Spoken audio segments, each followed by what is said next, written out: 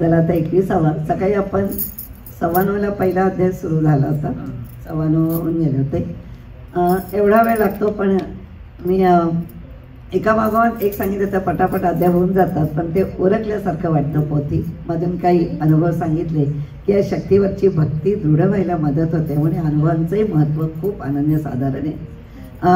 मी आभार मानते की या न्यू जर्सीतला हा तुमचा जो परिवार आहे. गेल्या वर्षी महाराज नव्हते तेव्हा त्यांनी ठरवलं होतं पारायणानंतर महाराजांना आणायचं.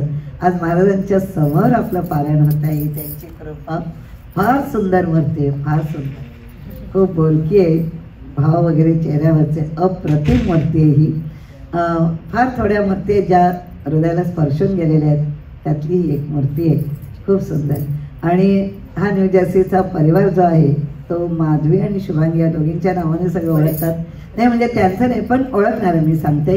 मी अमेरिकेत जिथे जिथे गेले त्या सगळ्यांनी हां ते माधवी शुभांगी त्यांचा तो, म्हणजे ह्या दोघींची म्हणजे दोघी भक्त महिलांच्या नावाने ओळखला जाणारा हा एकमेव परिवार आहे. बाकी सगळी मुलं चालवतात त्यांच्या नावाने सगळीकडे प्रसिद्ध आहे. पण या दोघी भेटल्या, अनिल दादा, सविता देशपांडे यांची काल मी सेवा बघितली वस्त्रांची, खूप छान चालू आहे.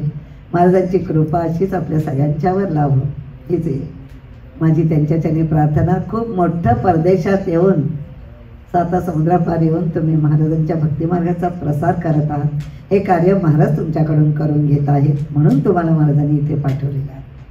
उगीच तुम्ही इथे आलेला नाही आहेत अमेरिकेत, त्यांची योजना होती म्हणून ते आलेले आहेत. या शक्तीची मॅनेजमेंट प्रचंड पॉवरफुल आहे. आज सुद्धा महाराज इतके अनुभव देतात की आपण काय बोलणार त्याच्यापुढे, या शक्तीपुढे. तेव्हा आजचा हा कार्यक्रम तुम्ही इथे आयोजित केला, महाराजांच्या समोर पारायण करण्याचं भाग्य मला लाभलं. याबद्दल मी तुमचे सगळ्यांचे आभारी आहे. आणि तुम्ही सगळेही एवढ्या संख्येने इथे आलात याबद्दल तुमची आभारी आहे.